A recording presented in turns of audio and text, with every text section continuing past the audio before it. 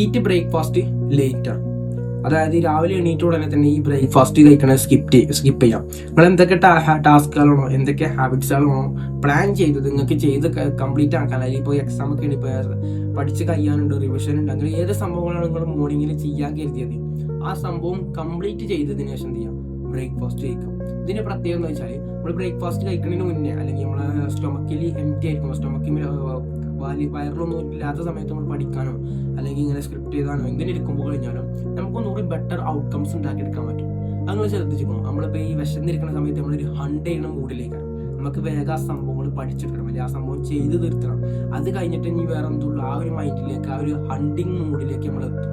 നേരെ മറിച്ച് എല്ലാവരും എന്ത് ചെയ്യുക, നല്ല രീതിയിൽ ബ്രേക്ക്ഫാസ്റ്റും നല്ല രീതിയിൽ ജങ്ക് ഫുഡൊക്കെ കഴിച്ചിട്ട് പഠിക്കാമായിരിക്കും. അങ്ങനെ കഴിഞ്ഞാൽ ഓട്ടോമാറ്റിക്കായിട്ട് നമ്മൾ എന്താ ചെയ്യാറ്, നമ്മൾ ഓട്ടോമാറ്റിക്കായിട്ട് ആ